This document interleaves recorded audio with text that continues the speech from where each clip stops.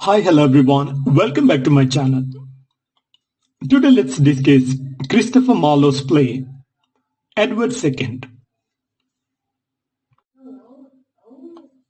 Edward II, written in 1592, published in 1594. Christopher Marlowe, 1564-1593.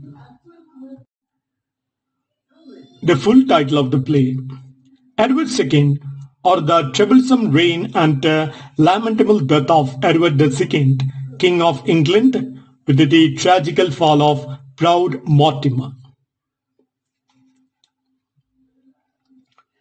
Christopher Marlowe's Edward II is a pioneering political tragedy remarkable for its emotional realism, homoerotic subtext, and a deep engagement with the nature of kinship and rebellion.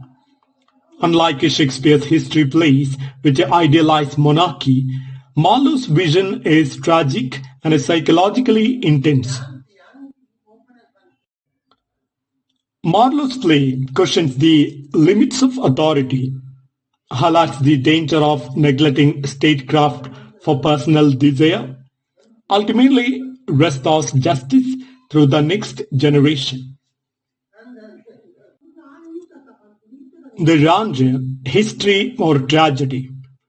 The play was written in 1592 and published in 1594, that means posthumously.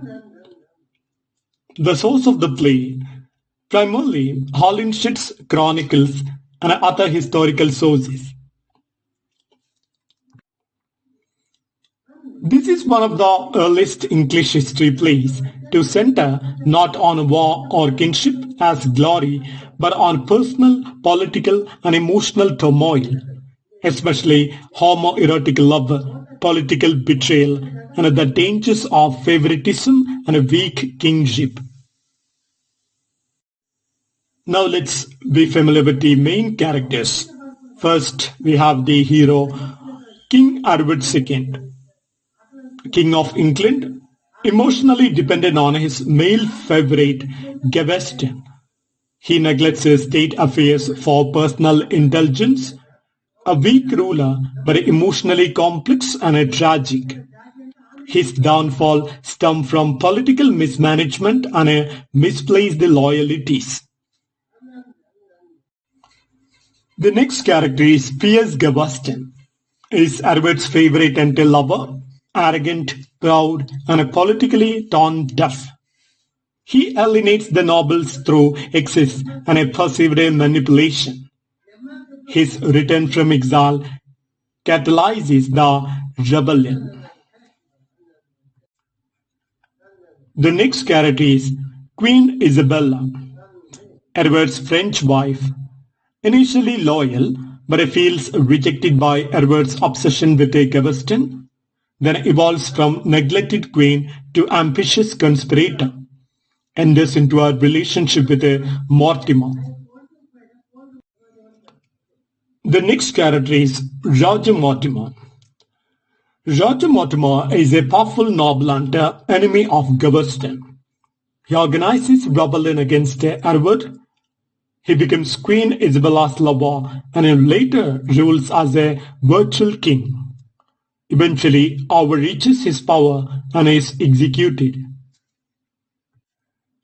The next character is Prince Edward, later called Edward III, son of Edward II and Isabella.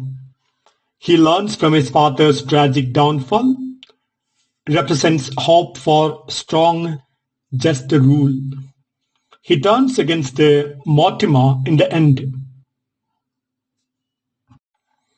The next characters, the nobles, Lancaster, Warwick, Pembroke, Arundel. They are leading lords who oppose Gaveston's influence and later rise against Edward. The next character is Lightborn. Lightborn is the assassin who murders Edward II in a horrific manner. His name is ironic. Lightborn is equal to Lucifer or bringer of death. Now let's analyze the themes in the work. First of all, the abuse of power and a kingship. Edward II uses his power for personal pleasure and neglects governance. His downfall becomes a study in the consequences of irresponsible kingship. The next theme, sexuality and homoeroticism. Christopher Marlowe openly explores homosexual love, especially between Edward and Gaveston. This representation was radical for the Elizabethan stage.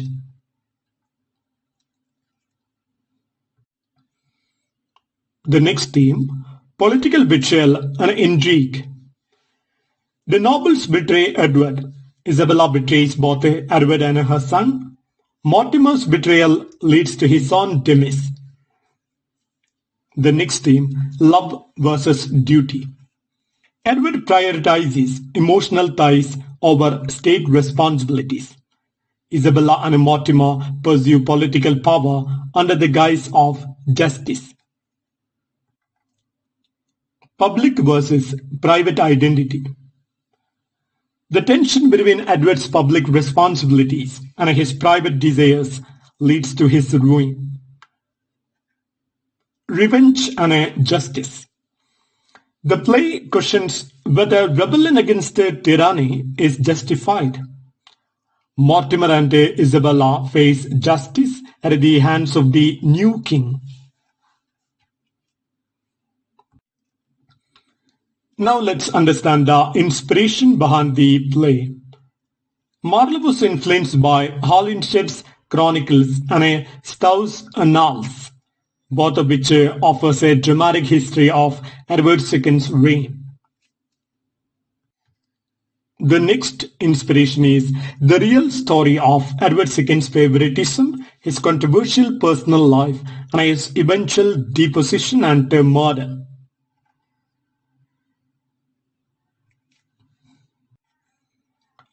Christopher Marlowe, repeatedly skeptical of authority and interested in taboo subjects, used this material to critique monarchical excess, sexual repression, and political hypocrisy. Now the explanation of the title. The full title narrates the troublesome reign and lamentable death of Edward II, emphasizes both the conflict-ridden reign and a tragic end of the monarch.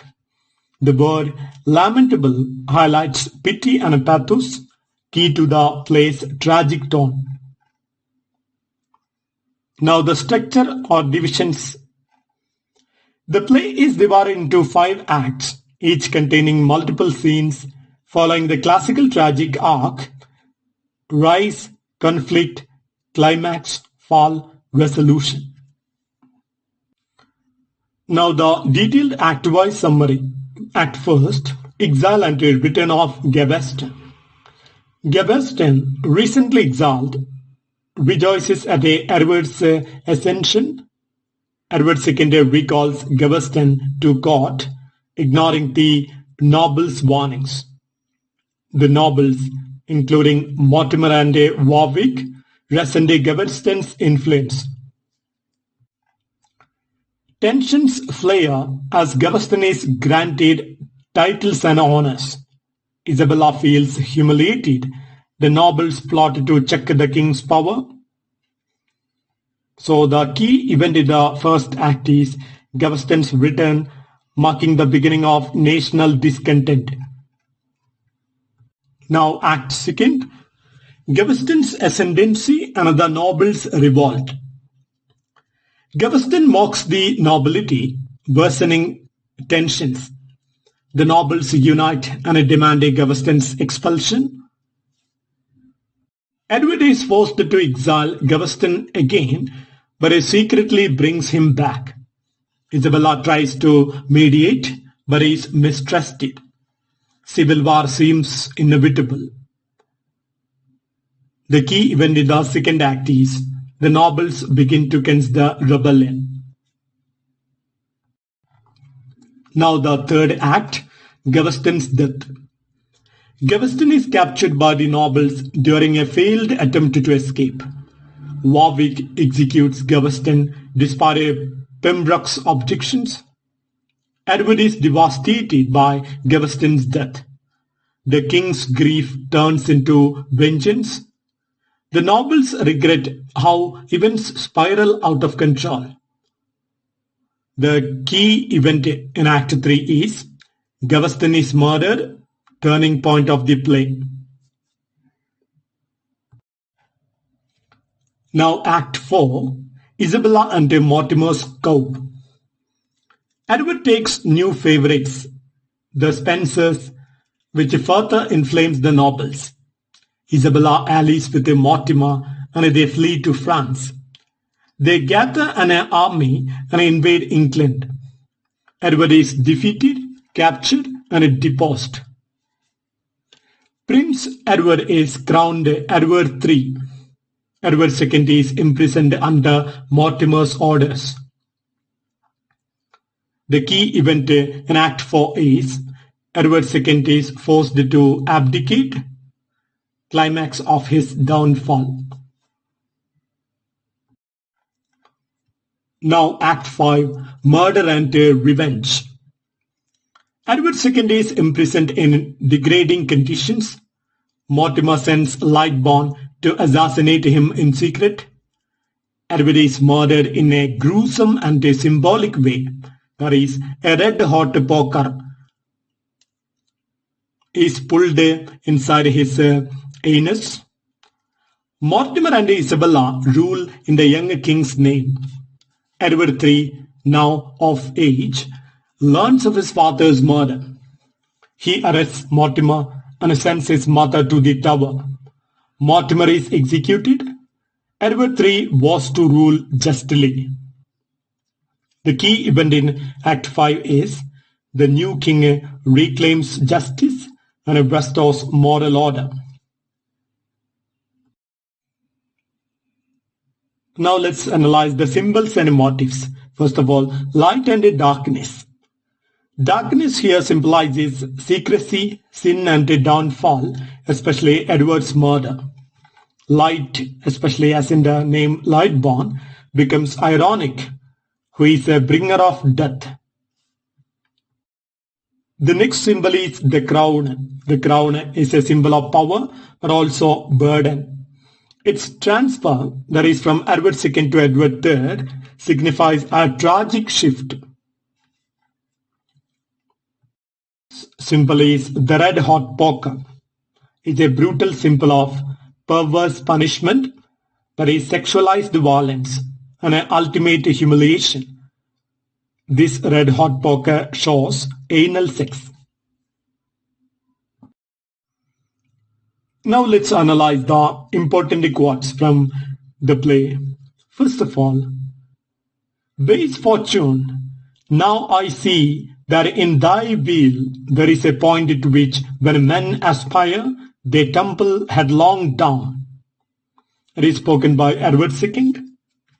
Edward laments how unstable and cruel fortune is, comparing her to a wheel that lifts people up only to throw them down.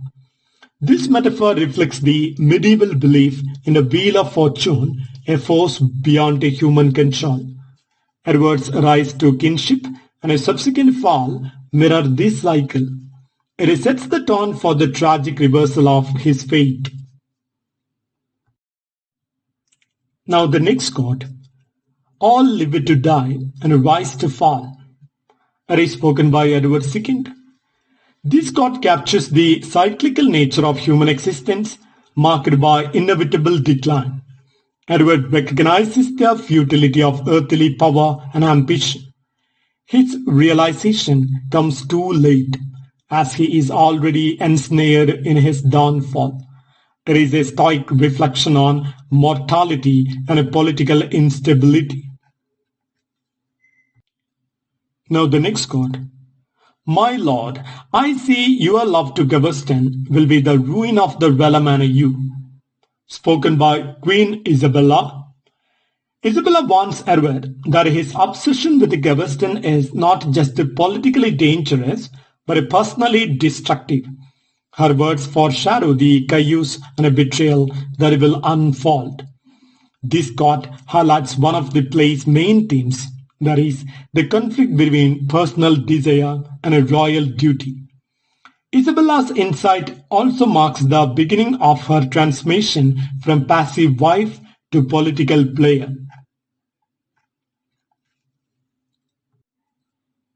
Now the next quote.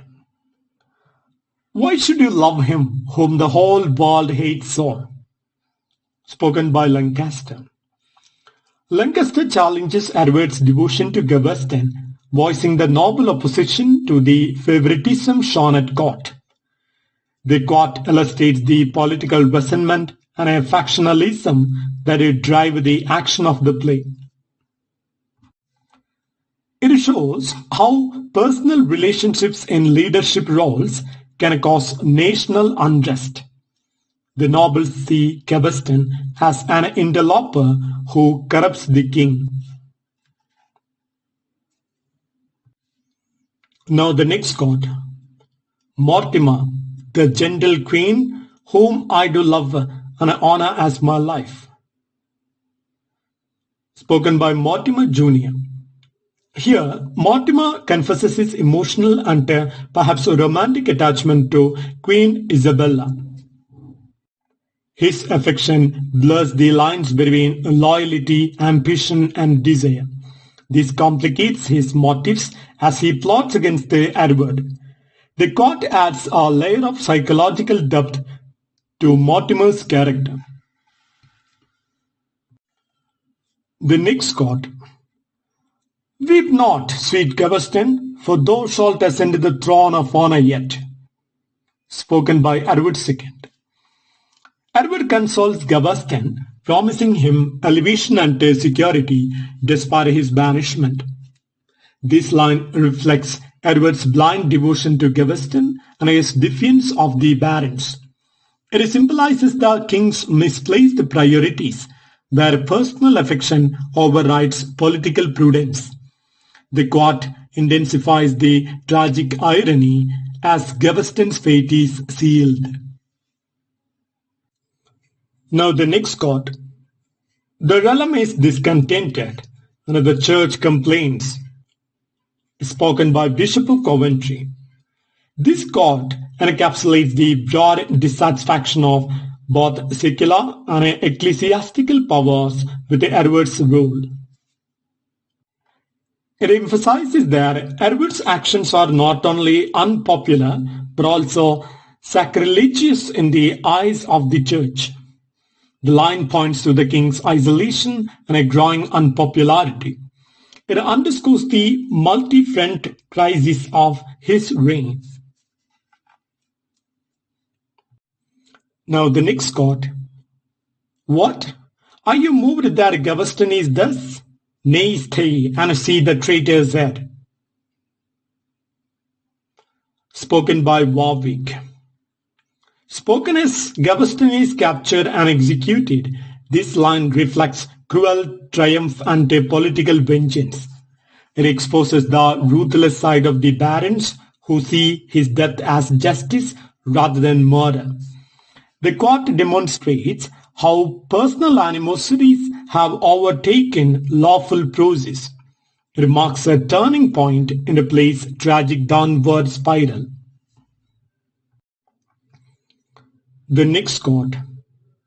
I am your king, your lord, and so I am. Spoken by Edward II. Edward asserts his authority and identity as sovereign, even as he is being stripped of real power. The repetition reflects a desperate clinging to status and legitimacy. It is a poignant moment where royal title and actual power are at odds. This line encapsulates Edward's loss of control and impending ruin. Now the next line.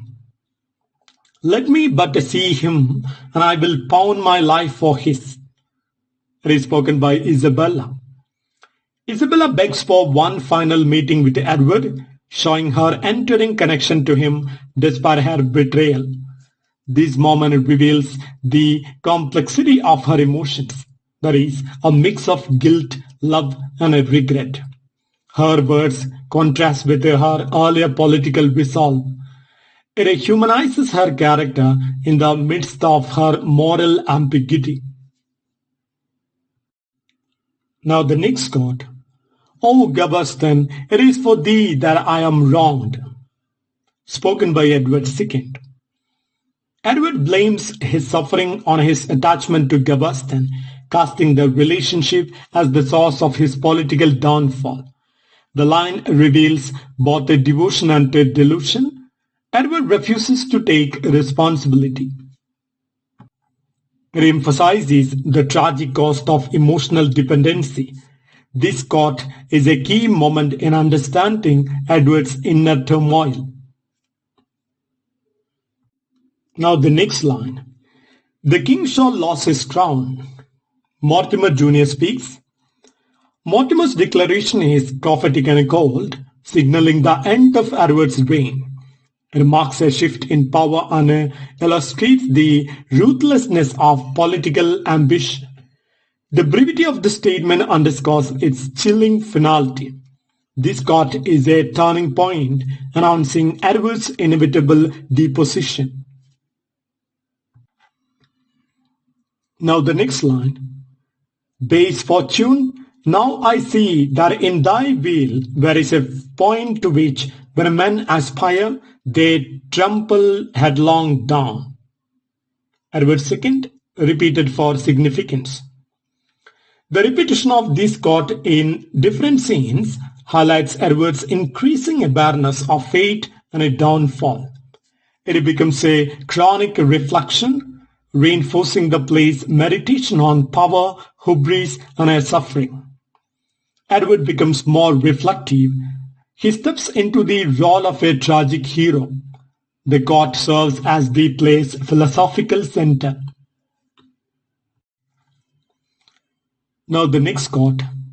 Tell Isabel, the queen, I looked not thus when for her sake I ran at a tilt in France.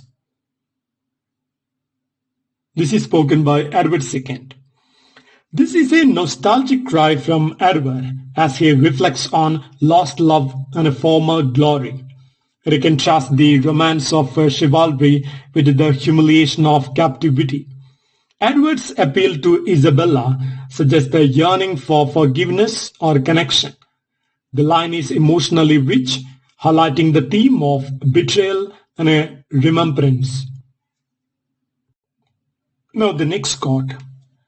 The lamb shall never lie with the lion. Spoken by Edward II. And in this line, Edward comments on the irrevocable rift between himself and his enemies. It reflects the collapse of reconciliation and the inevitability of violence. The biblical allusion evokes a lost peace that once might have been possible. The quote affirms the bleakness and fatalism of the play's political vision.